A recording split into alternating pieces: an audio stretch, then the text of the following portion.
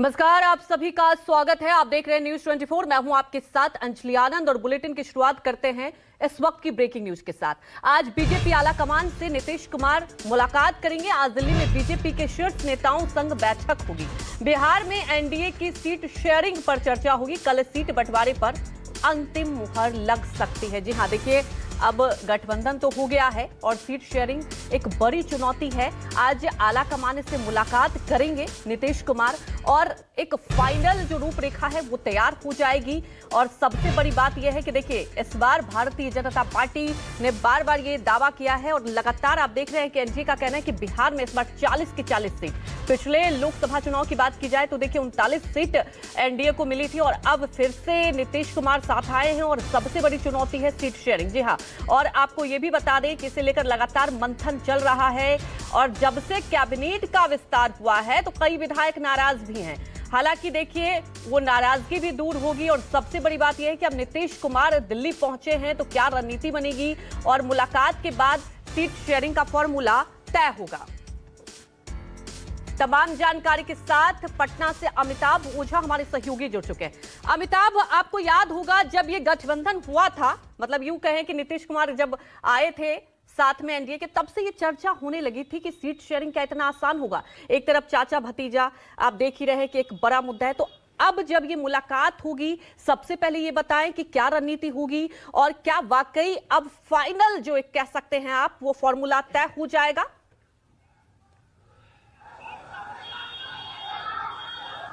देखिए, बिल्कुल निश्चित तौर पे देखिए जब गठबंधन जब हुआ था उससे पहले ही कई बातें स्पष्ट हो चुकी थी। दोनों दलों में जो सीट शेयरिंग का मुद्दा था वो भी लगभग क्लियर था, लेकिन अब इसमें जो पेच फंसता दिख रहा है वो पेच फंसता तो दिख रहा था। तो जो चिराग पासवान को जो सीटें देनी है, अब कुछ सीटों को लेकर चेंजिंग होनी है।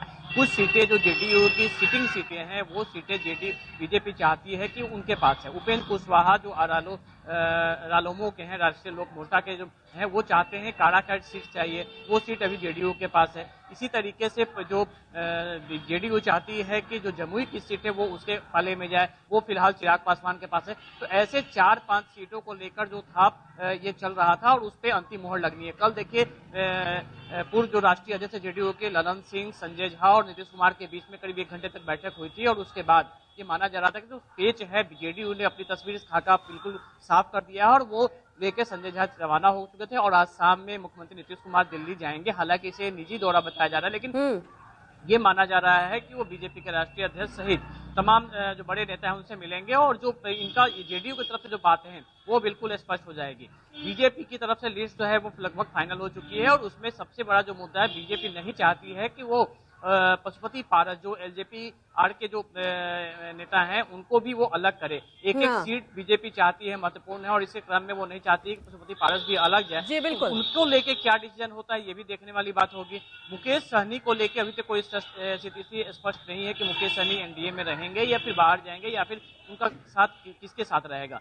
वीआईपी जो आप अगर हम बात करें, हमको जीतन मांझी ने स्पष्ट कर दिया था, गया की सीट को दावा कर रहे हैं कि गया की सीट फिलहाल जेडीयू के पास है। बिल्कुल अमिताभ, देखिए तमाम चुनौतियां, क्योंकि पहले की बात की जाए इस बार थोड़ी सी स्थितियां बदली हुई है।